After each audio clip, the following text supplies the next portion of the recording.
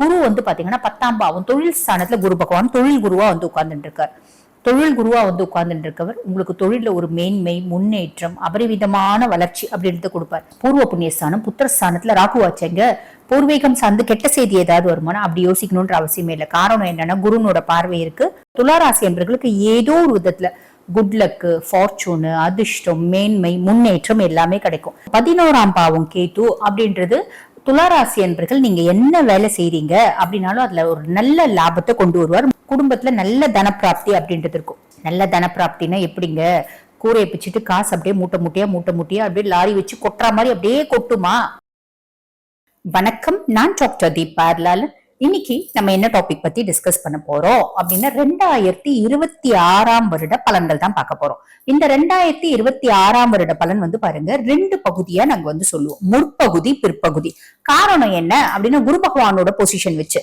குரு பகவான் வந்து பாருங்க 1/6/2026 மிதுனத்துல இருந்து கடகத்துக்கு பயிற்சியாகி உச்சம் பெற்று அமர்றார். அவரோட பார்வைகள் அத்துணையும் வந்து பாத்தீங்கன்னா உச்ச பலம் பெற்று நிறைய ராசிகளுக்கு அபரிவிதமான நற்பலன்கள் அப்படின்றது கொடுக்க போகுது. ஆக பலன்கள் வந்து 2 பகுதியா சொல்றோம். எப்படிங்க, குருவை பேஸ் பண்ணி தானே சொல்றீங்க, எப்படி 2 பகுதியா சொல்றீங்க அப்படின்னா ஸ்தான பலமே குரு பகவான் மாறுறாரு. குரு பகவான் மிதுனத்துல இருந்து கடகத்துக்கு மாறும் போது இந்த 6ஆம் மாசம் வரைக்கும் ஸ்தான பலமே மாறுது. ஸ்தானமே மாறுறாரு, அதனால ஸ்தான பலம் மாறுது. பார்வை வந்து பாத்தீங்கன்னா பார்வை பலம் அப்படின்றது மாறுது. அதனால வந்து பாத்தீங்கன்னா 2 பகுதியா சொல்றோம். அதே மாதிரி பாருங்க, இந்த 2026ஆம் வருடம் வந்து ராகு கேது பயிற்சியும் இருக்கு. ஆனா ராகு கேது பயிற்சி 6/12/2026 நடக்குது. அப்ப ஆல்மோஸ்ட் வந்து பாத்தீங்கன்னா 20 நாள் தான் ராகு கேதுனுடைய ஒரு இம்பாக்ட் அப்படின்றது வரும். ஆக அந்த பலன்களை நாங்க 2026ஆம் வருடம் சொல்றதை விட 2027க்கு சொல்றதுதான் வந்து பாத்தீங்கன்னா உசிதம் அப்படின்னு சொல்லலாம். அது மட்டும் இல்லாம இந்த குரு பகவானோட 2ஆம் பகுதி பிற்பகுதியில வந்து பாத்தீங்கன்னா அவரோட 9ஆம் பார்வை வந்து பாத்தீங்கன்னா சனி மேல படியுது, முற்பகுதியில ராகு மேல படியுது. அதனாலயும் பலன்கள் அப்படின்றது மாறும். ஆக வீடியோவை ஸ்கிப் பண்ணாம பாருங்க. அப்பதான் உங்க ராசிக்கு என்ன விதமான பலன்கள் வரப்போகுது, குரு என்னென்ன நல்லது செய்ய போறாரு அப்படின்றத துல்லியமா பார்க்க முடியும். துளாராசி அன்பர்கள், உங்களுக்கு இந்த 2026 எப்படி இருக்கும் அப்படின்னா ஃபர்ஸ்ட் முற்பகுதி, அதாவது 1/6/2026 வரைக்கும் முதல்ல சனி பகவானை பத்தி சொல்லணும். சனி பகவான் வந்து பாருங்க உங்களுக்கு ரோக சனியா இருக்காரு. ரோக சனி அப்படின்னும் போது கடன்ல இருந்து ஒரு விமோச்சனம், நோயில இருந்து ஒரு விடுதலை, எதிரிகளே இல்லாத ஒரு வாழ்க்கை, இது கொடுக்கக்கூடிய பொசிஷன்ல சனி இருக்கார். பொதுவா துலாம் சனி உச்சமடையக்கூடிய ராசி இல்லையா? அப்படிப்பட்ட பர்சனாலிட்டிஸ்க்கு சனி இப்ப நல்லது செய்யக்கூடிய பொசிஷன்ல தான் இருக்கார். அப்ப பெருசா கவலைப்பட வேண்டாம். அப்ப எனக்கு பல கோடி கடன் இருக்குங்க, நானே தெருக்கோடியில இருக்கேன், எங்க இருந்துங்க கடன் அடைக்கலாம், எங்க இருந்துல கடனை அடைக்க முடியும் அப்படின்னா நீங்க யோசிக்கிறீங்க அப்படின்னா ஏதோ ஒரு ஆப்பர்ச்சுனிட்டி உங்களுக்கு ஏற்படுத்தி கொடுப்பார். உதாரணத்துக்கு சொல்லணும் அப்படின்னா பூர்வீகத்துல ஒரு சொத்து இருக்குங்க, அது பெருசா வியாபாரம் போகாது, ரேட்டு போகாது, விலை போகாத சொத்து அப்படின்னா கூட இந்த காலகட்டம் அந்த சொத்தை யாரோ ஒருத்தவங்க, நமக்கு அது பிரயோஜனப்படாத சொத்தா இருக்கலாம், நமக்கு அது வந்து பாத்தீங்கன்னா ஒரு விலை போக்காத விஷயமா இருக்கலாம், மத்தவங்களுக்கு அது வந்து அந்த இடத்துல இருக்கவங்களுக்கு அது ஒரு முக்கியமான விஷயம், ஒரு பெருத்த வந்து பாத்தீங்கன்னா அதிர்ஷ்டத்தை ஈர்த்து தரக்கூடியதா இருக்கலாம். ஆக அவங்க வந்து இதை இந்த ரேட்டுக்கு அப்படின்னு கேட்பாங்க. ஒரு நல்ல திருப்தியான ரேட்டுக்கு அது வியாபாரம் ஆகிறதுக்கு வாய்ப்பு உண்டு. புரியுதுங்களா? அப்ப சனி இந்த விதத்துல வந்து பாத்தீங்கன்னா நமக்கு அந்த நல்ல ரேட்டுக்கு வியாபாரம் ஆகுதுன்னு போது நம்ம அதை வாங்கி இருக்கிற கடனை அடைக்கலாம். இந்த மாதிரி ஏதோ ஒரு புதுசா ஒரு ஆப்பர்ச்சுனிட்டி, ஒரு இன்லெட் அப்படின்றத சனி கொடுப்பான். அது மூலியமா நம்ம வந்து நம்மளோட கடன்ல இருந்து ஒரு விமோச்சனம் அப்படின்றது கொண்டு வந்துக்கலாம். நோய், எனக்கு இருக்கிற நோய்ங்க குணமே ஆகாத நோயின்னு டாக்டர் சொல்லிட்டாரு, எனக்கு ஆட்டோஇம்யூன் டிசார்டர் இருக்கு. இதுல சனி என்ன பண்ணுவான், ஆட்டோஇம்யூன் டிசார்டராவே இருக்கு, சாதாரண நோய்னா அதுல இருந்து குணமே கிடைச்சிடுங்க. எனக்கு குணமே ஆகாத நோய் ஆட்டோஇம்யூன் டிசார்டர் இருக்கு அப்படின்னாலும், ஒரு குரோனிக் இல்னஸ் குணம் ஆகாத நோய், இப்ப நான் டயாலிசிஸ் பண்ணிட்டு இருக்கேன், கிட்னி ப்ராப்ளம் அப்படின்னு இருந்தாலும் சனி வந்து பாருங்க உங்களுக்கு ரோக சனியா இருக்கிறதுனால, மருந்து மாத்திரை தயவுனால, டயாலிசிஸ் தயவுனால, அதே மாதிரி ஆட்டோஇம்யூன் டிசார்டரா இருக்கு அப்படின்னாலும் உணவு முறைகள், வாழ்வியல் மாற்றங்கள், மருந்து மாத்திரை தயவுனால மருந்து மாத்திரை சாப்பிட்டு நான் நல்லா இருக்கேன்ப்பா அப்படின்ற ஒரு சுச்சுவேஷனை கொண்டு வந்து கொடுப்போம். எதிரி அப்படின்னு பெருசா யாரும் இருக்க மாட்டாங்க. காரணம் என்னன்னா 6ஆம் பாவத்துல சனி இருந்தா எதிரி இல்லாத ஒரு வாழ்க்கை அப்படின்றது ஞாபகம் வச்சுக்கோங்க. இதெல்லாம் சனி கொடுக்கக்கூடிய பிளஸ். 2வது ராகு கேதுவை பார்க்கலாம். ராகு வந்து 5ஆம் பாவம், கேது 11ஆம் பாவம். பூர்வ புண்ணியஸ்தானம் புத்திரஸ்தானத்துல ராகு ஆச்சங்க. பூர்வீகம் சார்ந்து கெட்ட செய்தி ஏதாவது வருமானா அப்படி யோசிக்கணும்ன்ற அவசியமே இல்லை. காரணம் என்னன்னா குருனோட பார்வை இருக்கு, குரு சண்டால யோகம் இருக்கு. அப்ப ராகுனால வரக்கூடிய நல்லது மட்டும் நம்ம பார்க்கலாம். நல்லது என்ன, பூர்வீகம் சார்ந்து ஒரு பண வரவு அப்படின்றது வரும். புரியுதுங்களா? பிள்ளைங்க சார்ந்து ஒரு மொத்தமான ஒரு ரிலீஃப் அப்படின்றது வரும். நிறைய பேருக்கு குழந்தையின்மைக்கு வைத்தியம் பண்றாங்க அப்படின்னா குழந்தை பேரு அப்படின்றது கிடைக்க பெறுவாங்க. இது பிளஸ். கேது 11ஆம் பாவம். 11ஆம் பாவம் கேது அப்படின்றது துளாராசி என்பர்கள் நீங்க என்ன வேலை செய்றீங்க அப்படின்னாலும் அதுல ஒரு நல்ல லாபத்தை கொண்டு வருவார். மேக்சிமம் வந்து பாருங்க, இந்த மருத்துவம் சார்ந்த தொழில் செய்யறவங்க, ரசாயனம் சார்ந்த தொழில் செய்யறவங்க, ஃபாரின் கொலாபரேட்டட் கன்சர்ன்ல வேலை செய்யறவங்க, இவங்களுக்கு எல்லாம் வந்து நிறைய ப்ராஃபிட் அப்படின்றது கிடைக்கிறதுக்கு நிறையவே வாய்ப்பு உண்டுங்க. அதே மாதிரி நிறைய துளாராசி என்பர்கள் வெளிநாடு போறதுக்கான பிராப்தம், உள்நாட்டுல ஒரு வேலை செய்யறங்க, நாங்க வெளிநாட்டுல வர்த்தகம் செய்யறதுக்கான பிராப்தம், படிக்கிற பிள்ளைங்க வெளிநாட்டுக்கு போயிட்டு படிச்சு அங்கேயே வந்து பாத்தீங்கன்னா இந்த பார்ட் டைம் ஜாப் இதெல்லாம் செய்யறதுக்கான பிராப்தம் அப்படின்ற ஒரு நிறைய நல்ல விஷயம் அப்படின்றது நடக்குங்க. இதுவும் ஒரு பெரிய பிளஸ் அப்படின்னு சொல்லலாம். சரி, அடுத்து குரு பகவானை பத்தி சொல்லணும் அப்படின்னா, குரு வந்து பாருங்க 9ஆம் பாவத்துல உட்கார்றார். 9ஆம் பாவம் அப்படின்றது என்ன சொல்லுவாங்க, அதிர்ஷ்டஸ்தானம், பாக்கியஸ்தானம் அப்படிம்பாங்க. துளாராசி என்பவர்களுக்கு ஏதோ ஒரு விதத்துல குட் லக்கு, ஃபார்ச்சூனு, அதிர்ஷ்டம், மேன்மை, முன்னேற்றம் எல்லாமே கிடைக்கும். நான் ஆசைப்பட்டேன்ப்பா, நடந்துருச்சுப்பா, நான் எப்பயோ ஆசைப்பட்டேன், அது நடக்கும் அப்படின்ற எந்த விதமான சாத்தியக்கூறும் இல்லை, கண்ணு கெட்டின தூரம் வரைக்கும் அது நடக்கும் அப்படின்ற ஒரு சாத்தியக்கூறே எங்களுக்கு இல்லாத இருந்துச்சுப்பா, இப்ப அது எப்படி நடந்துச்சுன்னே தெரியல, அந்த மாதிரி நடந்துருச்சுப்பா அப்படின்ற மாதிரி ஒரு அமைப்பு. இது எதுவா இருக்கலாம், உதாரணத்துக்கு நம்ம சொல்றோம் அப்படின்னு வச்சுக்கோங்களேன். ஆக்சுவலி எனக்கு வந்து பாருங்க, என்னோட ஆசைங்க, நான் வந்து எப்படியாவது வந்து ஒரு நல்ல ஒரு ஹைஃபையான கார் வாங்கணும்னு ஆசைப்பட்டேங்க. ரொம்ப நாள் என்னோட ஆசைங்க. இந்த காலகட்டம் வந்து பாருங்க, நான் சூப்பரா என்னோட கனவே என்னோட ஃபார்ச்சுனர் கார் தாங்க. இந்த காலகட்டத்துல நான் ஃபார்ச்சுனர் வாங்கிட்டேங்க அப்படின்ற மாதிரி ஒரு அமைப்பு. இது வந்து என்னுடைய நீண்ட நாள் ஆசை ஒண்ணு நிறைவேறிச்சு. அந்த நீண்ட நாள் ஆசை உங்களுக்கு வண்டியை பத்தி இருக்கலாம், வாகனம் பத்தி இருக்கலாம், ஒரு இடத்துல ஒரு வீடு, ஒரு இடத்துல வந்து ஒரு தொழில், இந்த தொழில் செய்யணும்னு ஆசைப்பட்டேன், இந்த இடத்துல வேலை கிடைக்கணும்னு ஆசைப்பட்டேன், இந்த போஸ்ட்ல நான் உட்காரணும்னு ஆசைப்பட்டேன், அப்படி ஏதோ ஒண்ணு உங்களுக்கு கிடைக்குங்க. இது ஒரு பெரிய பிளஸ் அப்படின்னு சொல்லலாம். சரி, ஆக இந்த முற்பகுதியில வந்து பாக்குறீங்க அப்படின்னா இந்த மாதிரி இத்துணை நல்ல விஷயங்கள், பாக்கிய குரு பாக்கியத்தை கொடுப்பாரு, ஓகேங்களா, ரோகசனி இந்த ரோகத்துல இருந்து விமோச்சனம் கொடுப்பாரு, இது எல்லாமே பிளஸ் அப்படின்னு சொல்லலாம். சரி, அப்படியே இப்ப பிற்பகுதிக்கு வரலாம். பிற்பகுதி அப்படின்னும் போது 1/6/2026 இருந்து 26 முடிய என்ன மாதிரி பலன்கள் வரும் அப்படின்னா, சனி பகவான் ரோகசனியா தான் இருப்பார். கடன்ல இருந்து விமோச்சனம், நோயில இருந்து விமோச்சனம், எதிராளிகளே இல்லாத ஒரு வாழ்க்கை எப்படின்றத கொடுக்க போறாரு. அவர் ஆல்ரெடி நல்லது செய்யக்கூடிய பொசிஷன்ல தான் இருக்காரு. அதுக்கும் மேல குருனோட 9ஆம் பார்வை அவர் மேல பதியுது. அப்ப அவர் இன்னும் கொஞ்சம் ஃபாஸ்டா என்ஹான்ஸ் ஆகி இன்னும் கொஞ்சம் சட்டுன்னு நிறைய நற்பலன்களை கொடுக்க போறாரு அப்படின்றதுல எல்லளவும் சந்தேகம் இல்லை. ஃபர்ஸ்ட் விஷயம். ரெண்டாவது, ராகு கேதுல, கேது அதே பொசிஷன் தான், எந்த ஆல்ட்ரேஷனும் கிடையாது. இப்ப ராகு 5ஆம் பாவம், ராகு 5ஆம் பாவம், குருனோட பார்வை இல்லை. அப்ப என்ன அர்த்தம், எனக்கு பூர்வீகம் சார்ந்து சொத்து பத்து நிறைய இருக்குங்க, இப்ப எனக்கு கொடுக்க மாட்டேன்னு எங்க வீட்டுல என்ன எல்லாருக்கும் அண்ணன் தம்பிங்க தான் பிரிச்சு கொடுத்துட்டாங்க, எனக்கு கொடுக்க மாட்டேங்கிறாங்க.